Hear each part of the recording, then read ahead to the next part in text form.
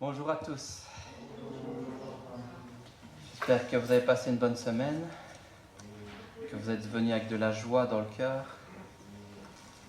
En tout cas, que vous puissiez passer un bon moment pour cette fête de la moisson, tous ensemble. Alors, j'aimerais commencer ce culte avec Exode 23:16,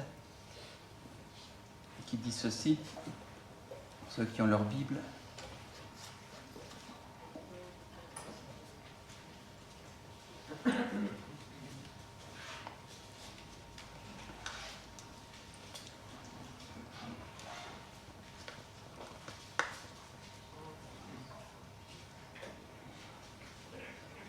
Donc, Exode 23:16.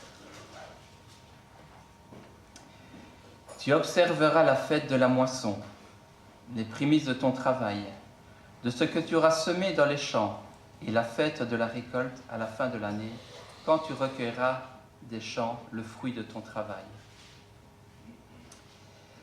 Alors, un bonjour tout particulier aussi à nos visiteurs, papa de Véro. Donc, sentez-vous libre. Je ne sais pas si je vois d'autres personnes, non. Sinon, les habitués, des revenants. Content de vous voir en tout cas à l'église aujourd'hui. Et nous allons prier. Je vais demander à Ernest s'il veut bien prier. Merci.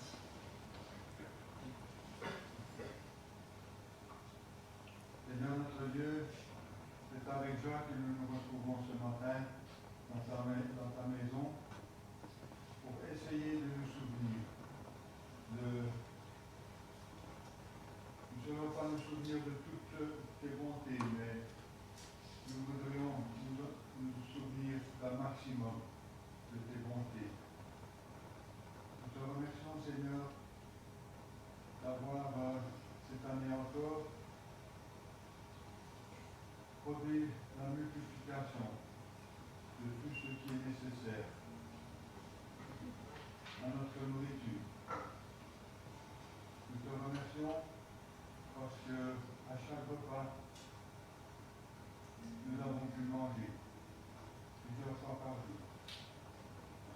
Seigneur notre Dieu, par-dessus tout, nous te remercions pour le don du pain et de la vie, le Seigneur Jésus qui est descendu du ciel et qui a offert sa vie en sacrifice pour nous, pour que nous ne soyons pas éternellement séparés de toi.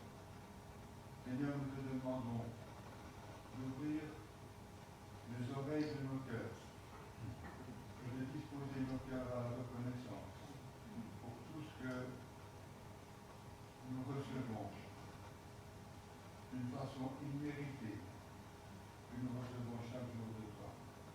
Seigneur, veux bénir nos frères et sœurs qui auraient aimé et qui ne le peuvent pas.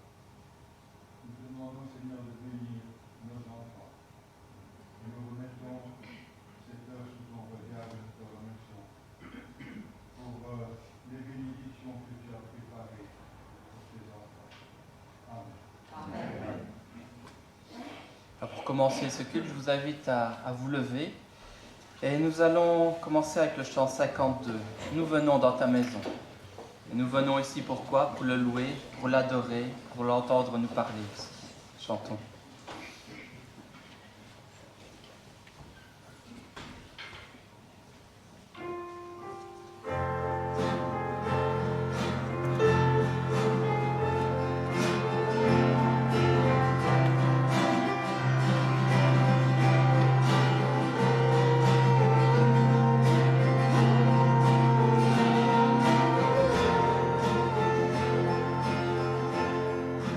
Nous venons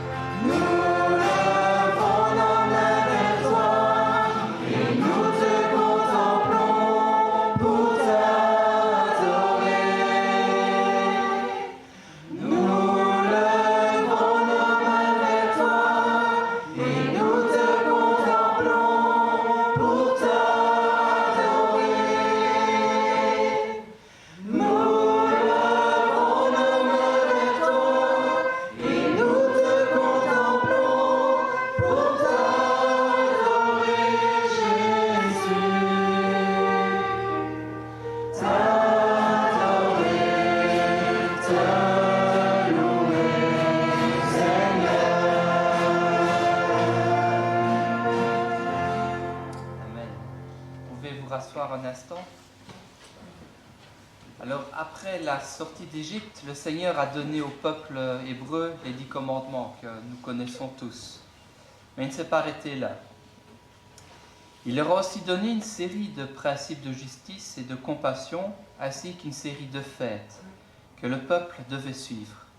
Alors, comme la fête des pains sans levain, qui rappelle la sortie d'Égypte, la fête de la récolte à la fin de l'année, mais aussi avant cela la fête de la moisson, qui semble peut-être en double emploi par rapport à la fête de la récolte, car qui dit moisson dit aussi récolte.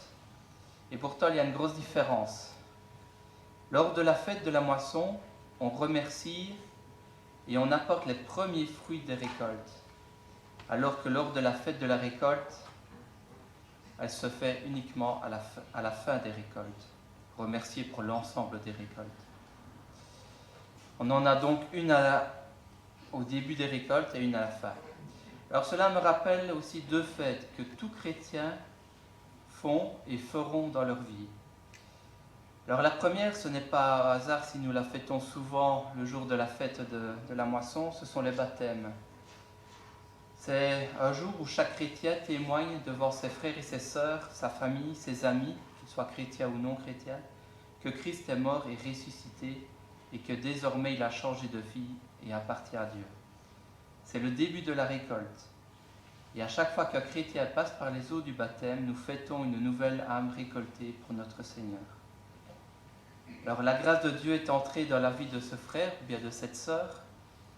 C'est un Dieu de toute grâce, c'est un trésor de bonté, c'est une source intarissable d'infinis bienfaits.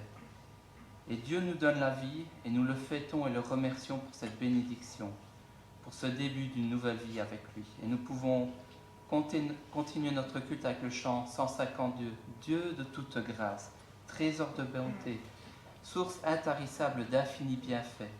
Tout en moi soupire le jour et la nuit après ta présence qui comble ma vie. Et j'espère que c'est ce que vous voulez ce matin, vivre toujours en sa présence. Et nous pouvons nous lever pour ce chant.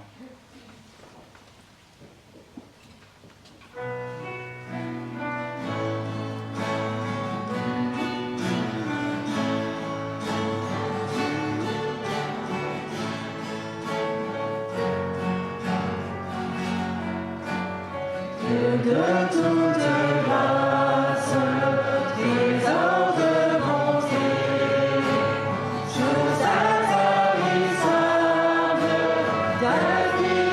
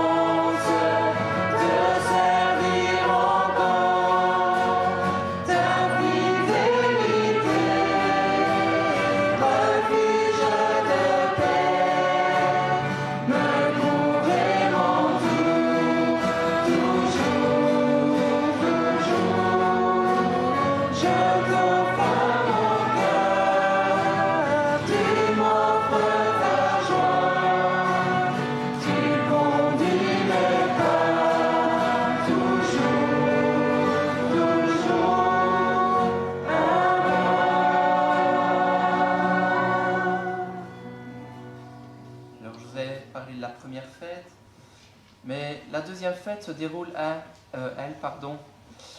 la fête de la récolte, à la fin de la récolte. Et en 1 Thessaloniciens 4, au versets 16 et 17, on nous parle de cette fin de récolte. Car le Seigneur lui-même a un signal donné, à la voix d'un archange et au son de la trompette de Dieu, descendra du ciel, et les morts en Christ ressusciteront premièrement. Ensuite, nous les vivants qui serons restés, nous serons tous ensemble enlevés avec eux sur des nuées, à la rencontre du Seigneur dans les airs, et ainsi nous serons toujours avec le Seigneur.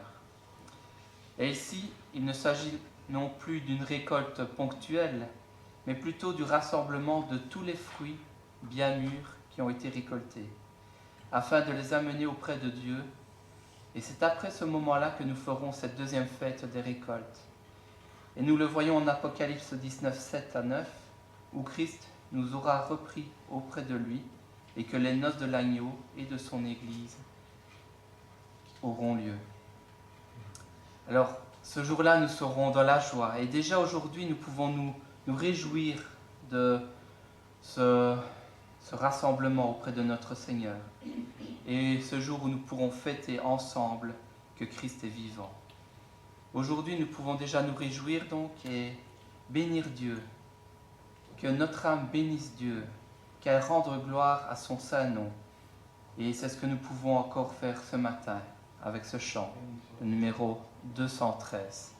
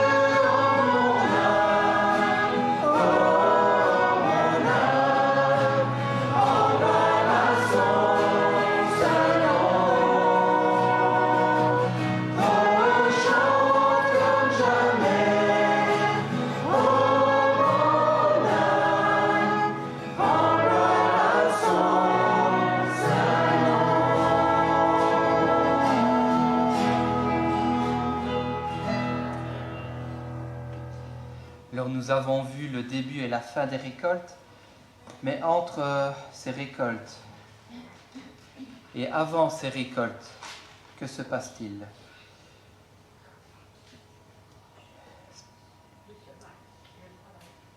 Avant ces récoltes, il y a notre travail.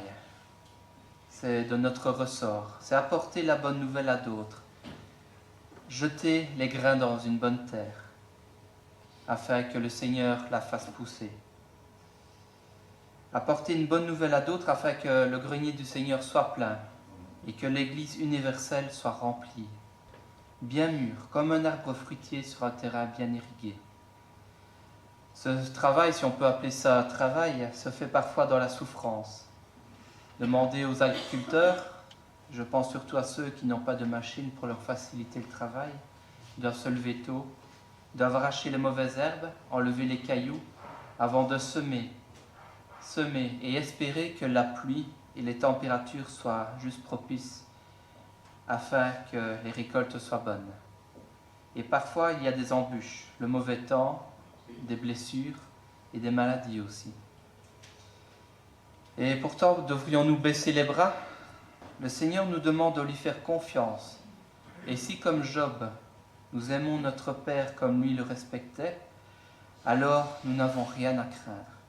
Et au final, nous serons tous ensemble aux noces, et aucun de ceux qui auront tenu bon ne seront oubliés. Et nous pouvons louer notre Seigneur pour cela, et chanter le chant 168, qui sont tirés des paroles de Jésus et qui dit ceci: « Regardez les oiseaux du ciel, ils ne sèment ni ne moissonnent, et pourtant mon Père leur donne aussi bien le grain que le miel. » Et nous pouvons toujours compter sur le Seigneur pour nous soutenir dans les épreuves. Chantons ensemble. Jeff, est-ce que je peux demander, on va faire un petit truc, le deuxième couplet, on peut demander aux hommes de chanter, et au quatrième aux femmes. Donc les hommes, vous suivez Ruben, et le quatrième, vous nous suivez les femmes. Ça va? Et le refrain, ce sera tous ensemble. Merci.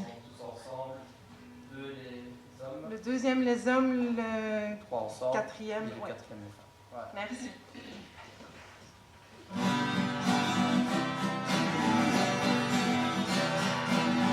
Regardez les oiseaux des champs.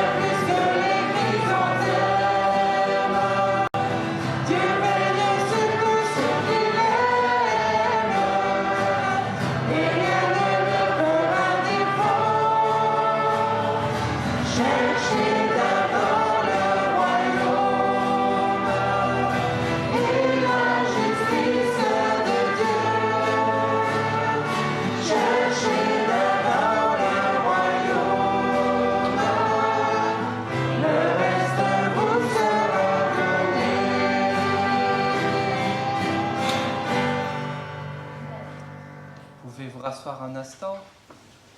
Alors, lors des fêtes, on offre parfois des cadeaux. Et dans le cas de la fête de la moisson, on apporte les premiers fruits des récoltes. Et c'est ce que nous avons sur la table. En tout cas, c'est ce que l'on offrait à l'époque du Seigneur et qui servait en partie à nourrir les sacrificateurs. Et aujourd'hui, cela ne se fait plus trop, parce que nous sommes très peu de cultivateurs ici dans l'église.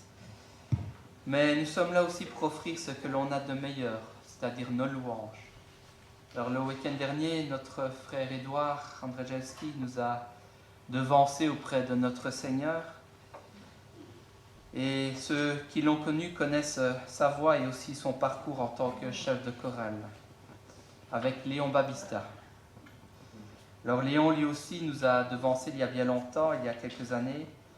Alors quand je parlais de cadeaux, c'est qu'aujourd'hui nous allons écouter un trio qui va chanter un cantique que Léon justement nous dirigeait à l'époque. Et j'espère que cela va nous réjouir aussi de réentendre ce chant. J'invite le trio.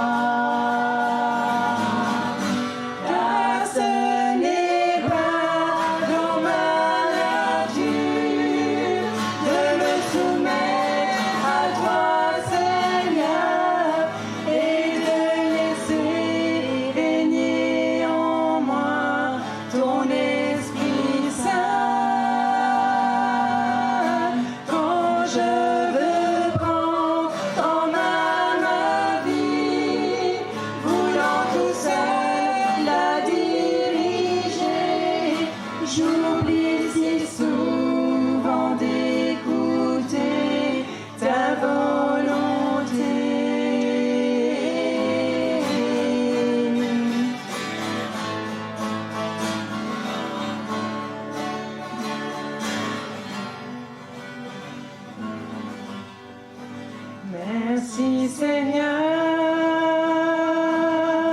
car je sais que dans la détresse, tu es là, tu conduis mes pas, tu guides ma vie. Tu as promis de ne pas nous abandonner. Tu es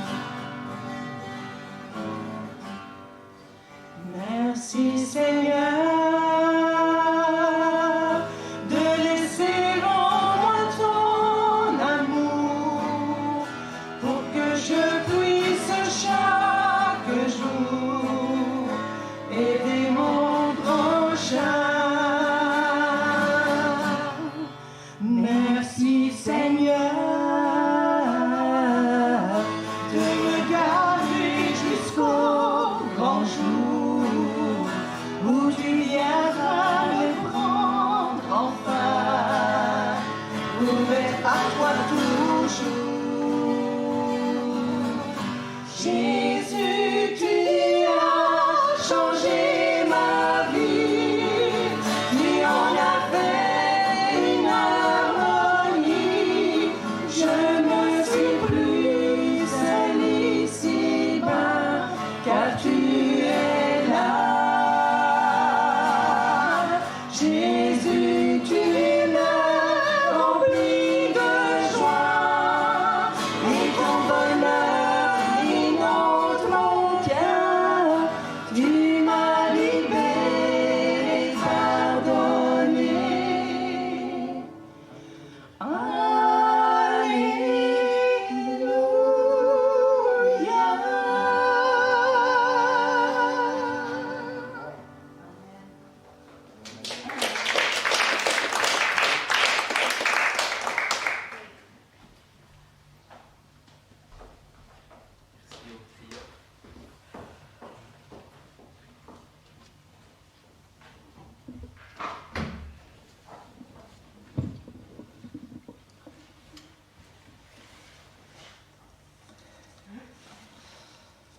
Merci au trio qui nous a rappelé ce beau chant. Et avant de passer un temps dans la prière et dans le remerciement, dans la louange envers notre Seigneur, nous pouvons aussi continuer dans le même esprit. Béni soit ton nom, là où tu donnes l'abondance. Alors tout à l'heure, je vous parlais de Job. Je lui ai dit qu'il était resté fidèle et ce chant dit aussi ceci. Tu donnes et tu reprends. Et c'est vraiment cela que nous voulons nous rappeler. C'est que Dieu peut donner, mais Dieu aussi peut reprendre. Et il ne reprend pas toujours il ne reprend jamais pour nous punir, mais souvent pour nous fortifier, nous replonger, afin que nous nous replongions dans sa parole et que nous revenions vers lui. Alors, levons-nous et continuons avec ce chant.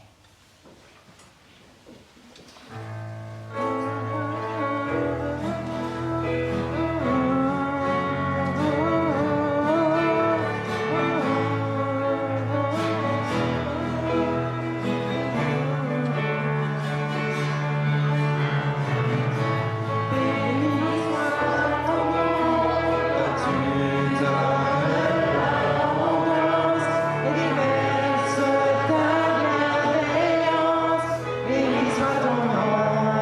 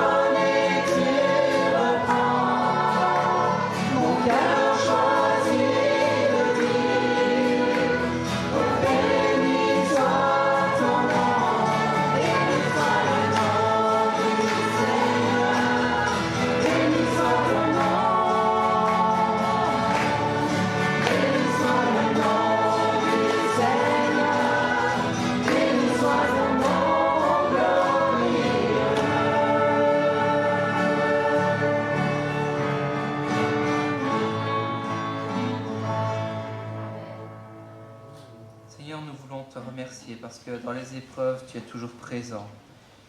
Seigneur, nous voulons nous rappeler que ces épreuves ne sont jamais là pour nous détruire, mais au contraire, elles sont là pour nous fortifier, pour nous faire grandir, parfois pour nous faire revenir à toi. Seigneur, merci de nous rappeler tout cela. Amen. Amen. Seigneur, merci parce que ta fidélité est grande. Merci Seigneur parce que nul n'est comme toi. Seigneur, tu prends soin de tes enfants jour après jour.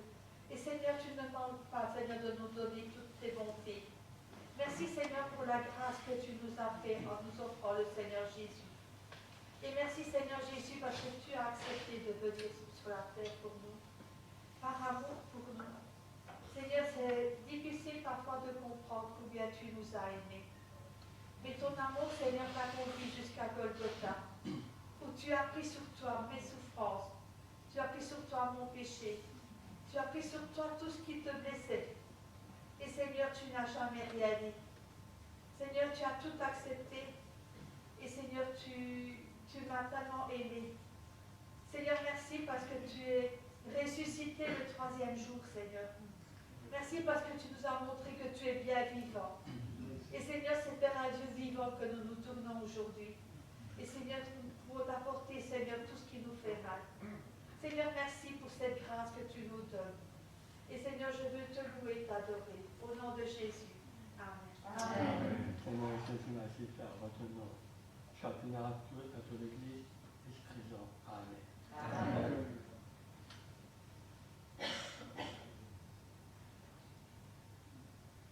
Merci Seigneur pour ce moment où nous avons passé en ta présence. Merci Seigneur parce qu'un jour tu es venu nous chercher dans la boue de notre péché et tu as fait de nous tes serviteurs et tes servantes. Et ce matin, je reçois la louange de mon cœur reçoit. Seigneur, tout ce que j'ai en moi, Seigneur, pour toi. Seigneur, merci Seigneur parce que tu es cet ami fidèle, Seigneur, tu ne déçois pas, tu es là, Seigneur. Et Seigneur, merci Seigneur parce que ce matin, je suis venu pour te louer et t'adorer. Parce que tu es digne de toute louange, tu es digne de reconnaissance. Et reçois toute ma reconnaissance ce matin. Amen. Amen.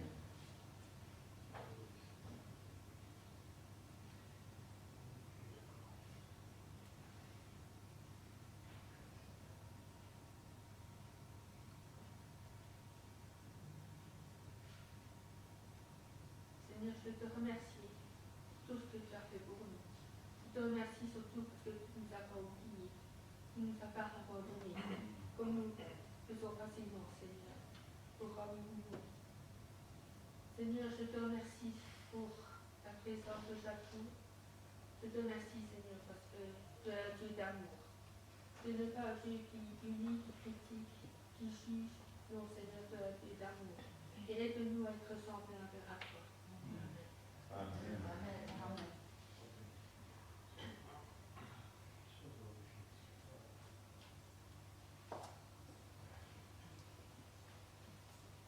Seigneur, Jésus, tu as dit que si le grain qui tombe en terre ne meurt pas, il reste seul. Mais s'il meurt, il porte beaucoup de fruits. Merci Seigneur Jésus parce que tu es venu comme ce grain de blé. Et tu ne voulais pas rester seul. Alors tu es mort. Tu as donné ta vie volontairement, sacrifice, pour que la récolte soit abondante.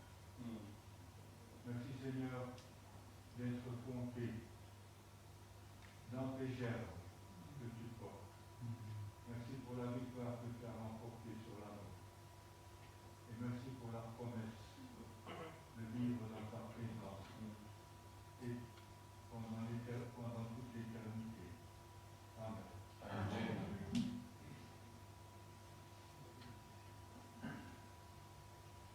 Seigneur, merci parce que jour après jour, Seigneur, nous pouvons nous rappeler que nous ne manquons de rien.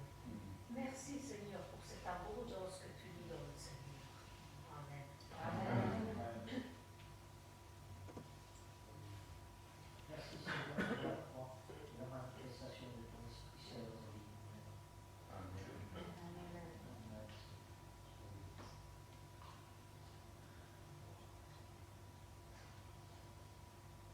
tu es le Dieu de l'abondance et non pas de la pauvreté.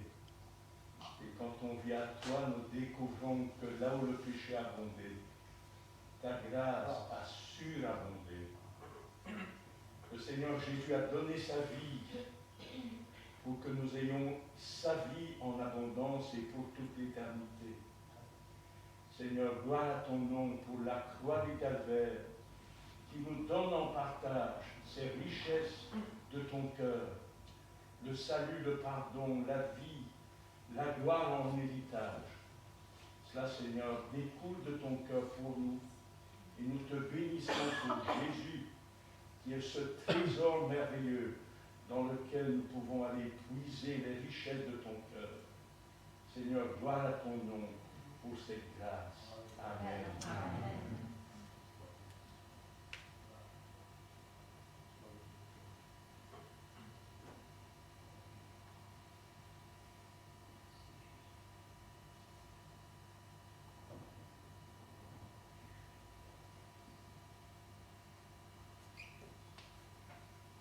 Seigneur, nous voulons te remercier pour toutes ces bénédictions que tu nous offres jour après jour, pour le pardon de la croix, pour la nourriture du matin, qu'elle soit physique ou spirituelle, pour toutes ces récoltes que tu nous permets jour après jour de recevoir. Merci Seigneur parce que tu ne nous as pas laissés orphelins, mais que tu nous offres aussi cet Esprit Saint. Merci Seigneur parce que tu ne nous as pas laissés sans travail, mais tu nous as donné une œuvre magnifique à accomplir, celle d'apporter ta parole à d'autres. Merci Seigneur pour ton amour pour nous. Amen. Amen. Amen. Vous pouvez reprendre place. Alors avant de continuer, nous avons, en parlant avant le culte, j'ai appris que notre frère Alphonse allait à l'hôpital pour une petite intervention le mois prochain, ainsi qu'au mois de décembre. Donc c'est une piqûre, c'est ça? Pour infiltration, voilà, merci. Donc on peut prier pour lui, pour que tout se passe bien et que cela fonctionne. Et j'ai aussi appris via notre sœur Michel que Ernest n'est pas très bien pour le moment. Il a changé de produit, de nouveau produit, et ça l'affaiblit très fort. Donc que l'on puisse le garder aussi dans nos prières. Je vais peut-être demander à Édouard si tu veux prier pour ces deux sujets en particulier ce matin.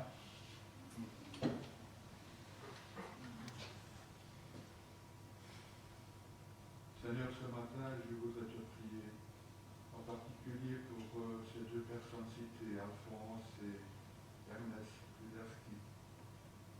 Seigneur, toi, à qui rien n'était possible, nous te demandons d'accompagner, Seigneur, ces deux personnes, ces deux frères. Sois avec Alphonse pour que tout se passe bien. Que les médecins, Seigneur, puissent le guérir de ces maux. Sois également avec Ernest, pour qu'il puisse se rétablir le plus rapidement possible. Et accompagner tous les deux, Seigneur, pendant ces moments difficiles. Peut-être de chaque jour. Donne-leur la paix, Seigneur, qui vient de toi. Et Seigneur, nous te les remettons vraiment entre tes mains libres. Ne nous voulons pas non plus oublier la famille qui les entoure. Bénis-les aussi, Seigneur, donne-leur la force nécessaire pour qu'ils puissent continuer à être auprès de leurs parents ou de leur mari. Nous te les remettons tous les deux entre tes mains bénies. Au nom de Jésus, Amen. Amen. Alors, puisque je suis dans le sujet de la prière, donc n'oubliez pas que jeudi, réunion de prière, on était une dizaine la semaine dernière, donc on vous attend, on est combien ici? Bon, je vous attends tous. Donc venez le plus nombreux possible, on a besoin de prière, on a besoin de se soutenir les uns avec les autres. Donc voilà. Dimanche prochain, donc, nous aurons l'Assemblée Générale.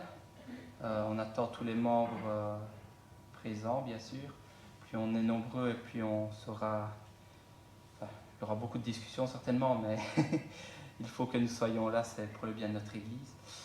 Après, il y aura un agapé, donc pour les personnes qui se sont inscrites. On donnera les informations juste après le culte, afin qu'on ne les oublie pas.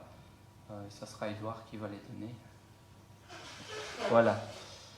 Sinon, avant de laisser la place à notre frère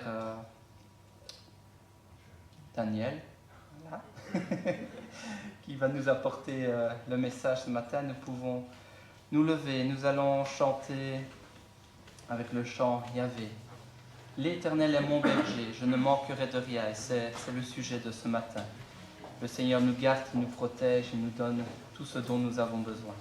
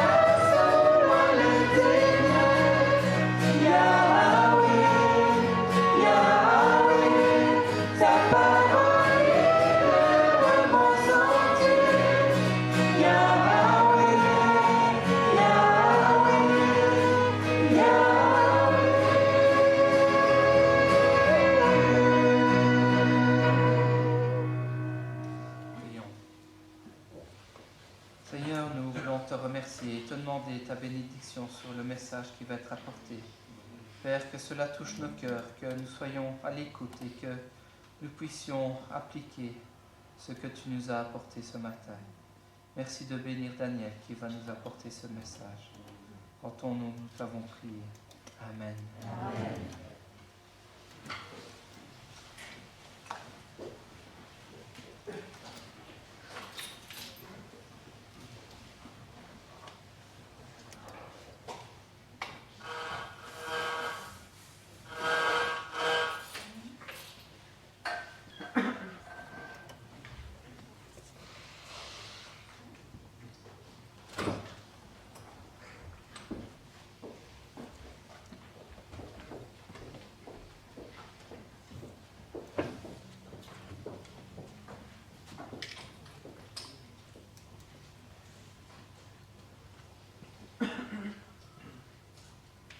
S'il y en a au début de notre culte, je n'ai pas eu l'occasion de saluer, mais soyez vraiment bénis dans le Seigneur et que sa parole puisse toucher nos cœurs.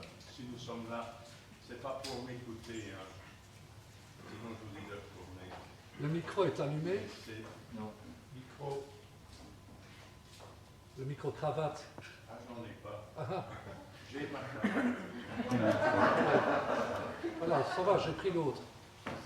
Tu as pris celui-ci? Parfait. Merci. Voilà. Donc, soyez tous bénis dans le Seigneur. Et j'espère que ce moment va nous faire du bien à l'écoute de la parole de Dieu. Non pas ce que je vais vous dire, mais ce que, par mon intermédiaire, Dieu désire me dire à moi et dont je suis le porteur. Pour qu'à votre tour, vous en soyez aussi les porteurs.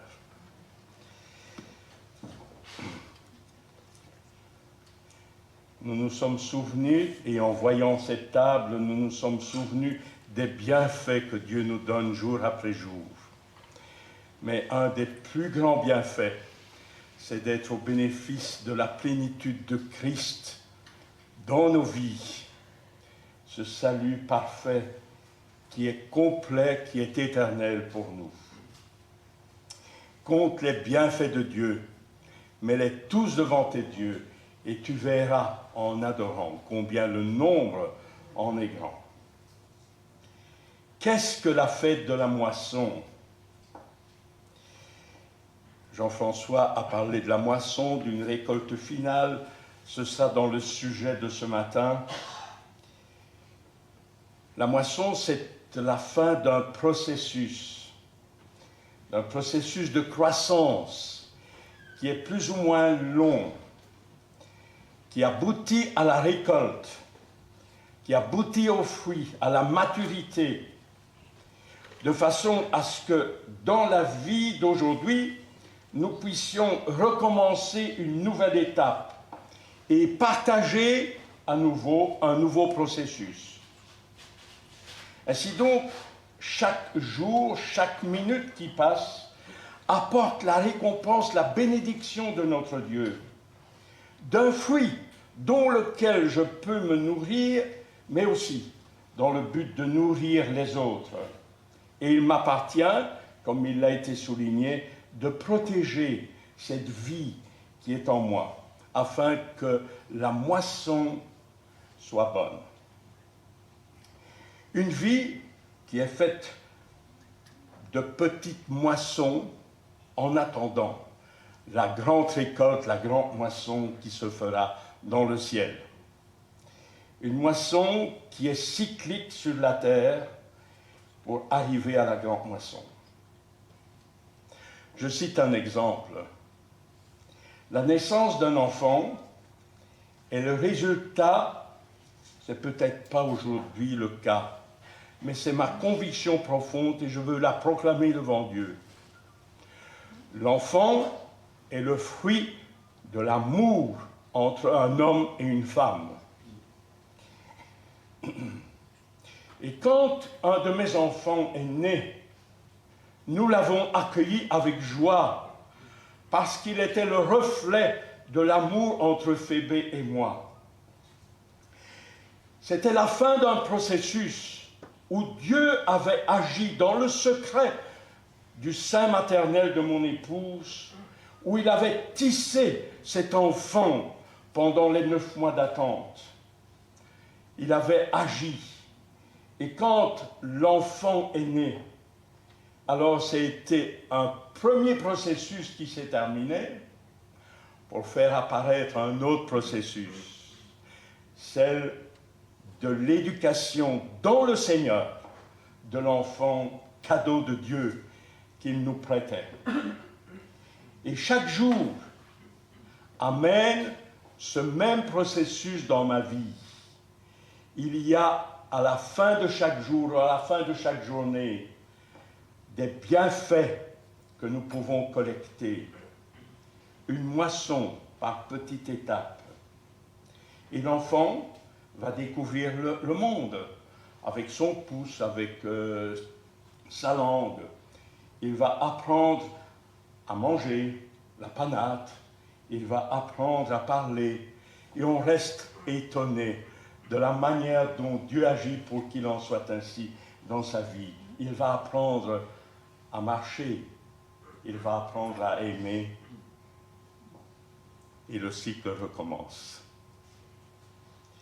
Chaque jour amène des bienfaits qui sont comme des petites récoltes, des petites moissons dans notre vie.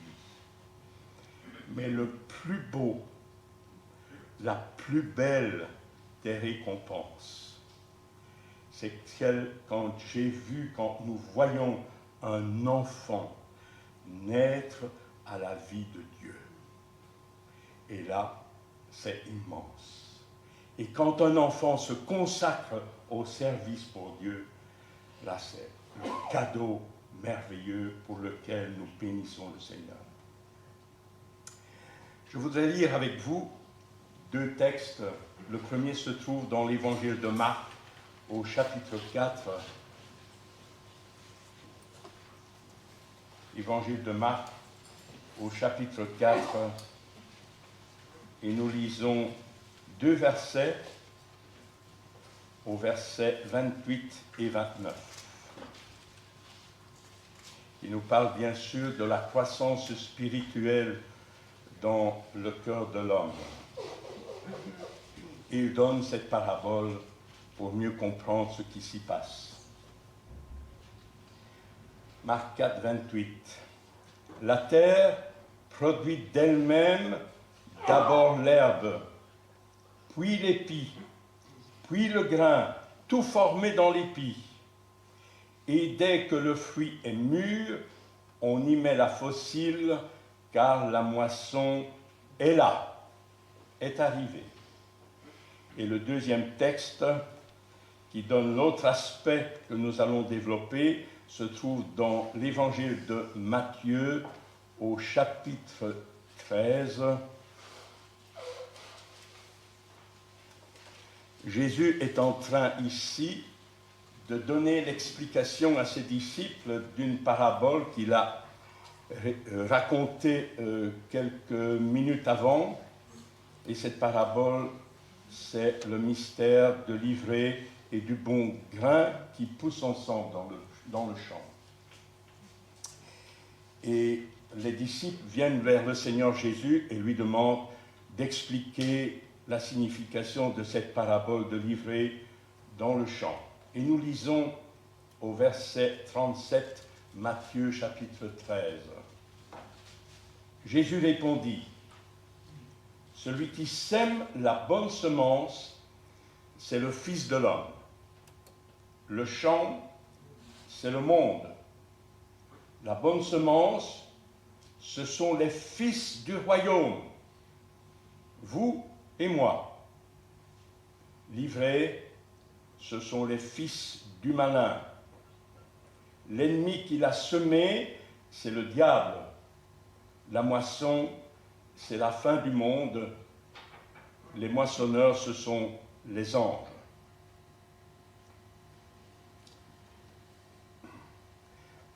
Revenons à Marc chapitre 4.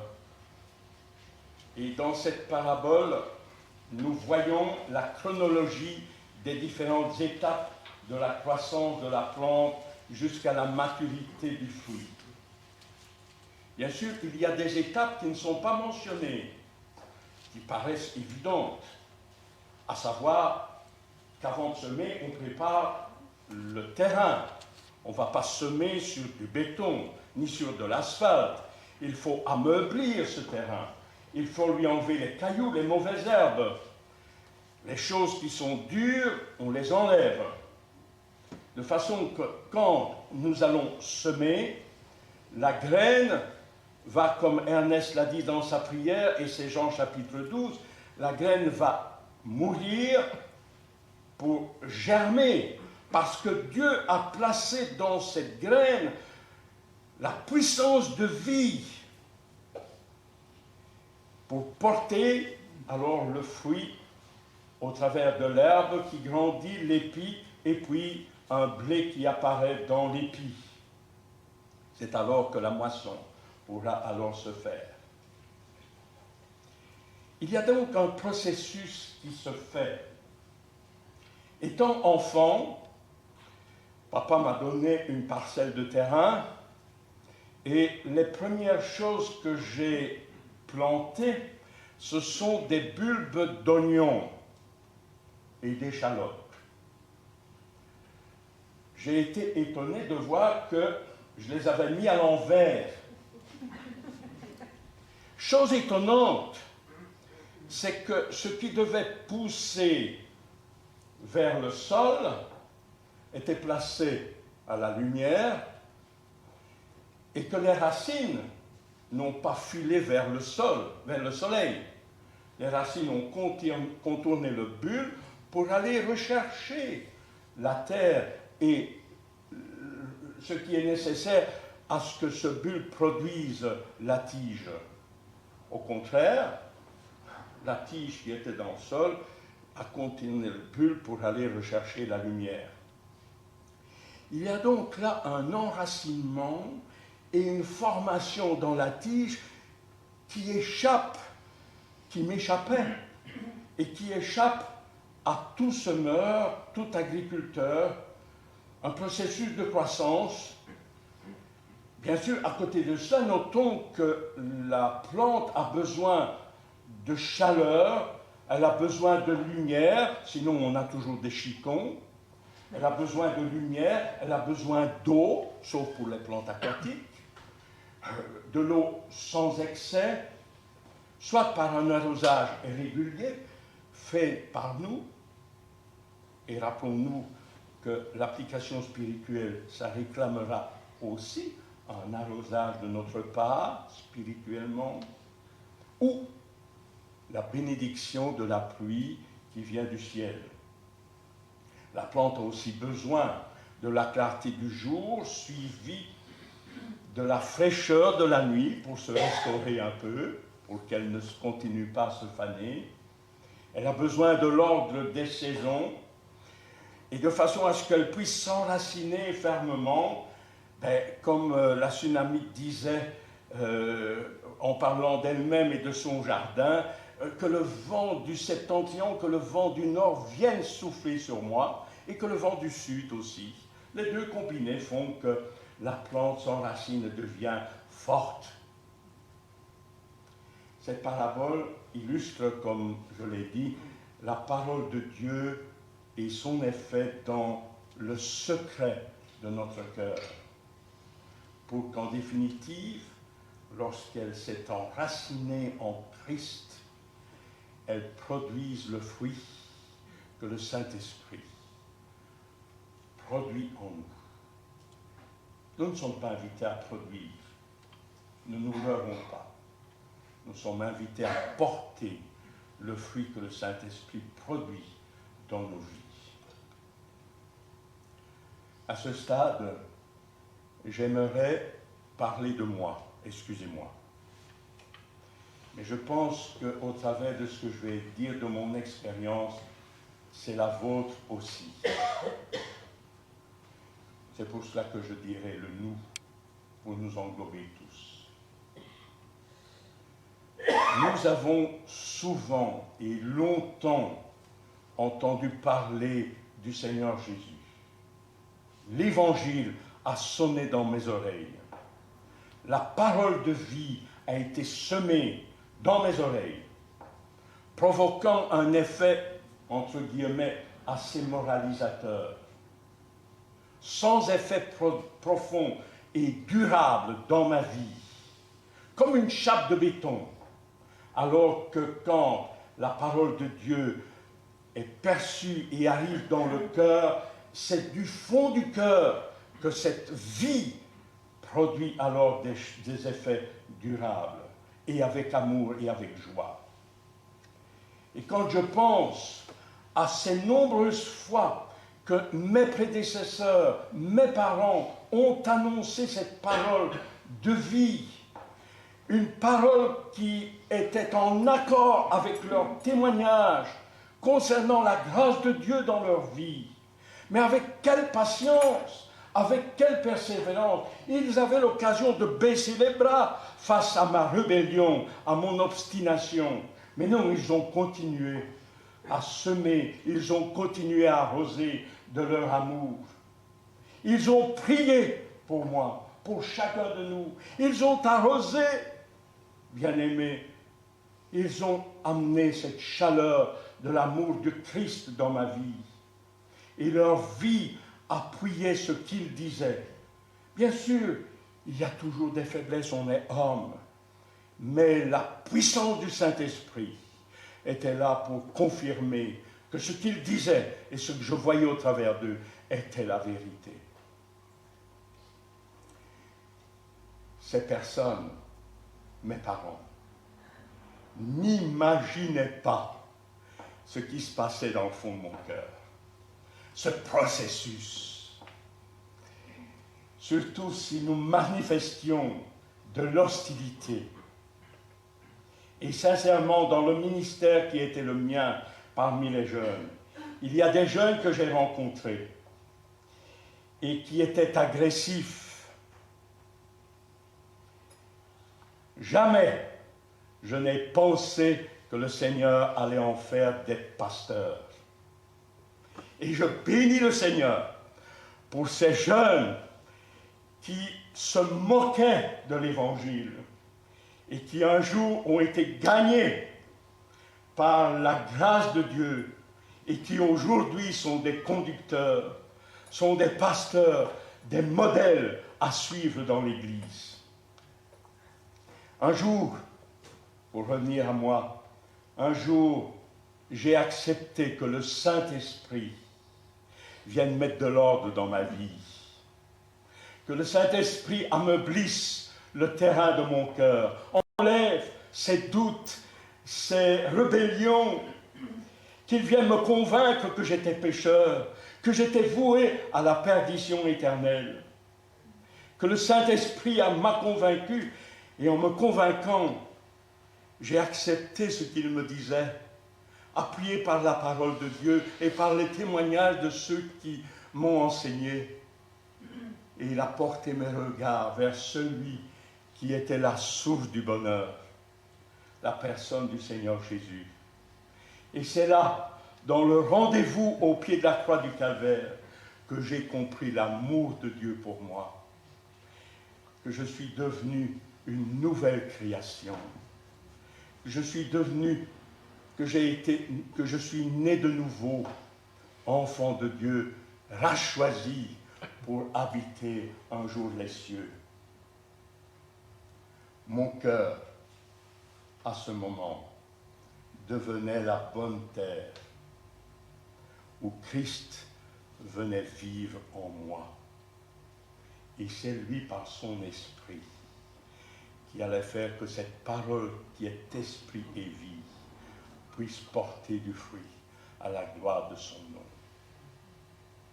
Est-ce que je peux dire aujourd'hui, en bénissant le Seigneur, et bénir ceux qui nous ont conduits à Jésus-Christ, que nous sommes là, je suis là devant vous, grâce au Seigneur, bien sûr, mais parce que ces bien-aimés ont répondu à l'appel du Seigneur dans leur vie.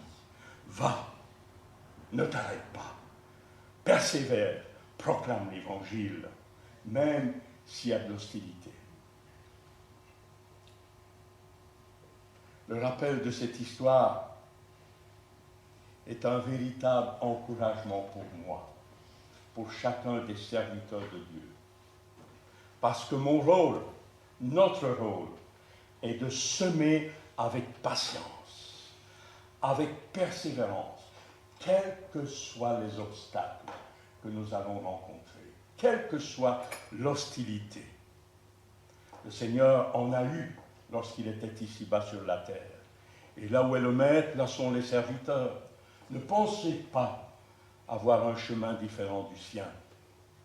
S'il lui a rencontré l'obstination, la rébellion face à la parole de vie qu'il proclamait, il en sera de même pour chacun de nous.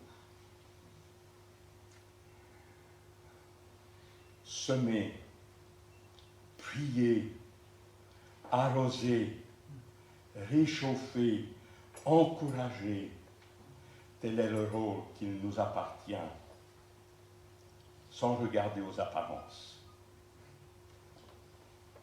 Sans regarder aux apparences. Nous sommes à la veille de la fête de Toussaint, voilà, et comme dans beaucoup d'églises, à l'époque en tout cas, où c'était encore permis, nous allions avec l'église distribuer des traités à la sortie de chacun de ces cimetières, et il y avait foule le jour du 1er novembre. Je me rappelle, j'avais quelques années, 5-6 ans, j'accompagnais papa et tous les frères de l'église, les frères et sœurs, et nous distribuions des traités appropriés sur le sujet. Et il pleuvait, et je n'osais pas dire à papa, ben on retourne, ça ne sert à rien. Jusqu'au moment où ça a été plus fort que moi, parce que dans la rigole, le long du trottoir où nous étions, à la sortie du cimetière, je vois un traité, la personne qui l'avait reçu, on avait fait un petit bateau en papier, qui passe dans la rigole, flottant sur l'eau, et je dis à papa, tu vois, ça ne sert à rien. À quoi sert de continuer à distribuer? Les gens le mettent dans la rigole, et ça va. Et papa a dit, ça n'a pas servi là-bas, mais je ne sais pas ce que Dieu va faire là-bas. Et ça l'est. Ainsi donc, avec patience, ne regardons pas aux apparences, mais croyons que Dieu agit dans la vie, et quelles que soient les formes que nous pouvons voir. Au début, c'est l'herbe. On est fragile. Et puis, au fur et à mesure que l'on s'affermit, que l'on s'ancre dans le Seigneur Jésus, au fur et à mesure que l'herbe devient un épi pour porter 30, 60, 100 grains. Ces grains qui vont permettre de nourrir d'autres, mais dont certains vont servir à recommencer le cycle. Je suis, moi, comme nous l'avons lu dans Matthieu 13, je suis, moi, cette semence des fils de Dieu, nés de nouveau, je suis semence dans le champ où il y a la rébellion, où il y a la dureté du cœur, où il y a la moquerie, où il y a l'ivrée du mal. Semé par le diable, je suis, moi, de la part de Dieu, cette semence jetée dans ce monde. Il y a déjà le téléphone qui fonctionne pour me dire que c'est tout. Voilà, par grâce, je sais que je participe ainsi à la moisson. Je suis à la fois semence et semeur, planteur, pour reprendre l'expression de Paul, que je suis arroseur, mais je prends conscience que mon rôle s'arrête là, parce que c'est Dieu qui fait grandir, c'est Dieu qui fait croître.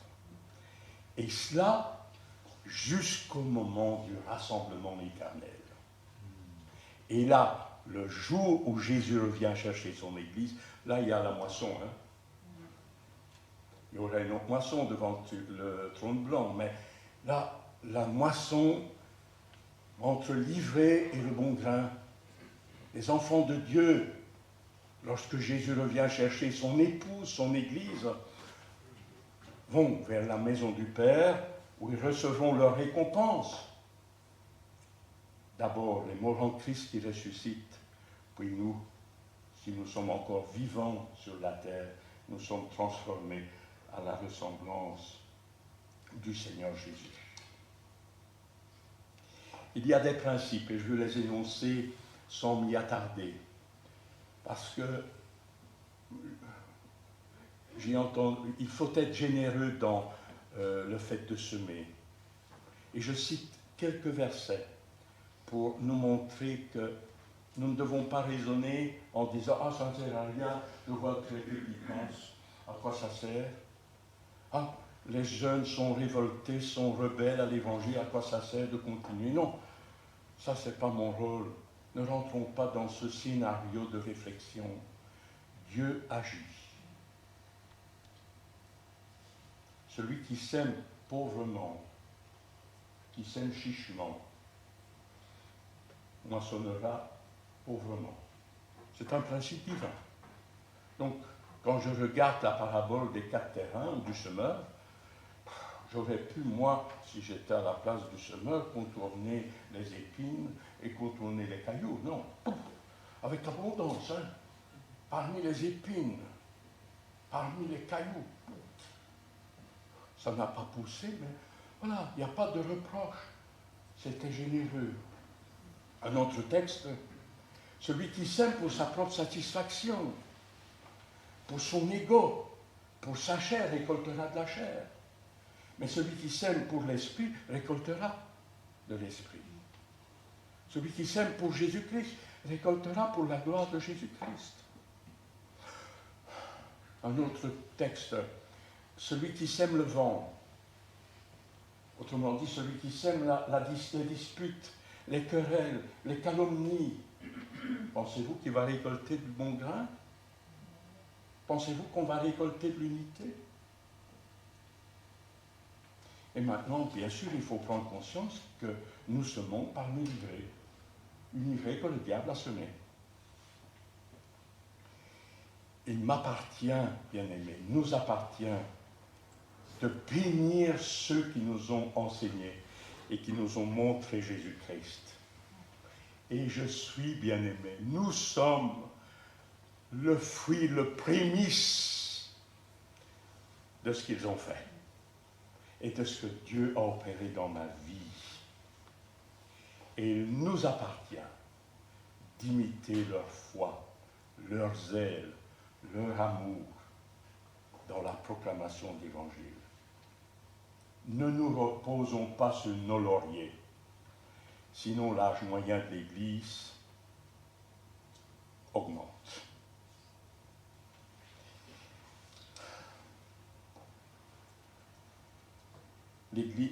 Cet évangile doit être bien sûr proclamé à l'extérieur, en dehors de nos murs, parce qu'il faut aller là où sont ceux à gagner pour Jésus-Christ. Mais n'oublions pas que cet évangile doit être aussi proclamé en notre sein, parce qu'il y a un fondement qui est indéniable, c'est l'apôtre Paul écrivant à Timothée qui dit « le solide fondement qui reste debout et qui est un sceau de la part de Dieu, le Seigneur connaît ceux qui lui appartiennent. » Donc il se peut, et j'espère que non, que parmi nous, il n'y en a pas qui disent « moi je ne suis pas Jésus-Christ ». Et qu'il y en aurait-il parmi nous en qui le Saint-Esprit ne confirme pas que Dieu est le Père, qu'ils n'ont pas Jésus-Christ comme sauveur, alors pour eux c'est nécessaire de proclamer l'Évangile en notre sein. Je dis encore une pensée, parce qu'on pourrait s'y aller, encore une pensée, c'est que la période du moissonneur n'est pas la même que celle du semeur. Et pourtant, si je lis Jean chapitre 4, Dieu a décidé que le semeur et le moissonneur allaient se réjouir ensemble. Je ne sais pas comment, mais ce sera sans doute dans le ciel. où le semeur et le moissonneur vont se réjouir ensemble. Voilà, Jean 4, 36, celui qui moissonne reçoit un salaire et amasse des fruits pour la vie éternelle, afin que celui qui sème et celui qui moissonne se réjouissent ensemble. Psaume 126, c'est une autre facette de la semaille.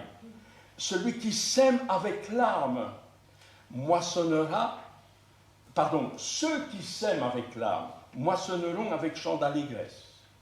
Celui qui marche en pleurant quand il porte la semence revient avec allégresse quand il porte ses gerbes. Et notre frère Ernest en a souligné aussi l'expression. Remarquons les deux pronoms démonstratifs. Ceux, c'est le pluriel, c'est donc, il est question de chacun des disciples, nous en particulier, et le singulier, celui, et qui est la question, me semble-t-il, et j'ose le proclamer de la personne du Seigneur Jésus. Chaque disciple, ceux, proclame l'évangile dans un montre belle, et Jésus a pleuré, nous aussi, on va rencontrer l'opposition. Mais nous allons moissonner avec chant d'allégresse. Et celui qui parle, celui au singulier, parle bien sûr du Seigneur Jésus qui est venu du ciel, nous a porté la parole de vie. Il a rencontré l'adversité. Mais il y a une chose qui est propre pour lui. Il porte ses gerbes. Ce n'est pas nous qui portons les gerbes, c'est lui. C'est lui qui porte les gerbes. Le droit de propriété ne m'appartient pas. Nous sommes à lui. Il nous a rachetés. Nous sommes donc à lui pour le temps et l'éternité. Ces gerbes, les prémices que je suis, c'est le résultat du travail de son âme à la croix du Calvaire. Isaïe 53, il a plu à l'Éternel de le briser par la souffrance. Après avoir livré sa vie en sacrifice pour le péché, il verra une postérité et prolongera ses jours. Et l'œuvre de l'Éternel prospérera entre ses mains. À cause du travail de son âme, il rassasiera ses jours. Bien-aimés, dans nos louanges, nous arrive-t-il de nous réjouir que le Seigneur Jésus se réjouit? Lui va se réjouir des gerbes que nous sommes et qu'il va recueillir dans le ciel. Est-ce qu'il m'arrive de me réjouir de la joie du Seigneur Jésus? Un vieux cantique qui date, je ne vais pas dire mon âge, Un vieux cantique disait ceci, ça m'est revenu, et d'office, il est chanté chez moi. Spontanément, les paroles y sont incrustées. Toi-même, Seigneur, tu verras ce que ton cœur réclame. De ton œuvre à la croix, le fruit mûr et parfait. Tu jouiras, Seigneur, du travail de ton âme, et ton amour divin en sera satisfait. Bien-aimé, Jésus est à la droite de la majesté divine. Il est couronné de gloire et d'honneur. Il attend le jour de la récolte, et il l'attend avec joie. Il attend le signal pour venir chercher son Église, qu'elle va se présenter à lui-même, glorieuse, n'ayant ni tache, ni ride, ni rien de semblable, mais afin qu'elle soit pure, sainte et irréprochable. Il la nourrit par sa parole. Il l'entretient, il la cajole. Il disait dans sa prière sacerdotale, « Père, ils étaient à toi, tu me les as donnés. Quand j'étais avec eux, je les gardais en ton nom. J'ai gardé ce que tu m'as donné, et aucun d'eux ne s'est perdu, sinon le fils de la perdition. » Bien-aimé, quand le Seigneur sera dans le ciel, entouré de l'Église, nous allons entonner le cantique nouveau à la gloire de celui qui nous a tant aimés, à celui qui nous délivre de la mort, du péché, qui nous délivre par son sang précieux. À lui soit la gloire d'éternité en éternité. Bien-aimés, ce chant que Jésus va entonner sera chanté par toutes les gerbes qui seront recueillies dans le ciel. C'est la volonté de Dieu à notre égard. Et en attendant ce jour glorieux, l'appel du Maître reste pour chacun de nous. Qui enverrai-je dans la moisson, dans le champ? Il s'adresse à chacun des disciples. Jésus pouvait dire ceci, la moisson est grande. Matthieu chapitre 9.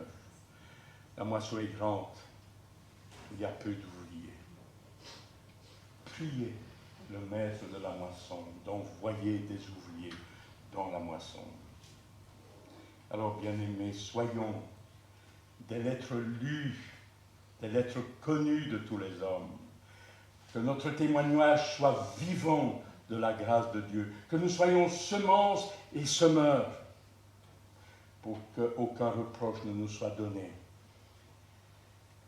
Ma prière, Seigneur, donne-nous une vision juste de ta mission.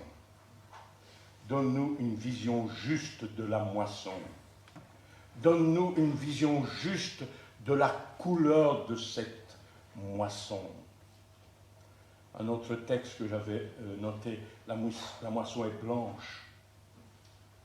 Ça veut dire qu'elle est prête à être coupée. Bien-aimée, quand je vois la situation de ce monde, mon désir, Seigneur, viens me chercher. Ce monde n'a plus d'attrait pour nous. C'est difficile à vivre. Et pourtant, d'un autre côté, je suis pressé des deux côtés comme Paul. Seigneur, enlève-moi. Et puis, il y en a tellement encore à sauver. Sauve-les, Seigneur. Alors, donne-nous, Seigneur, une vision claire de ton projet sur nous, afin que nous puissions rentrer dans ta mission. Que le Seigneur bénisse sa parole pour chacun de nous. Amen. Amen.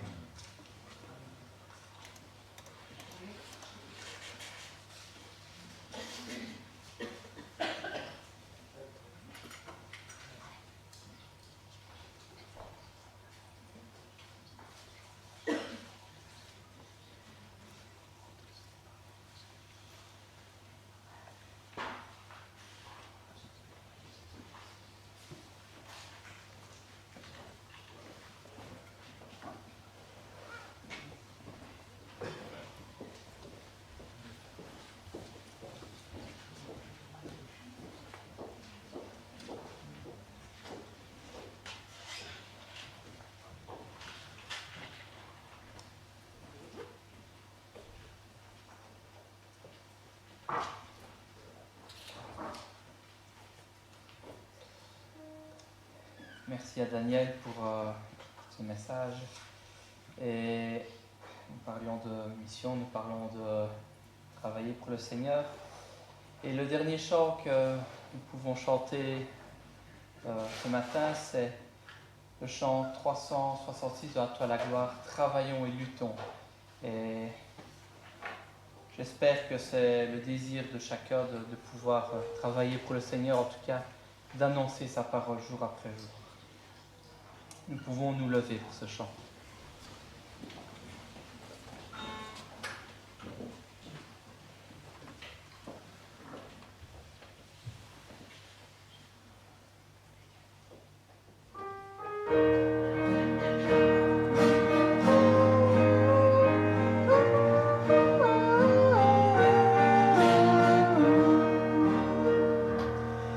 Travaillons et luttons, nous sommes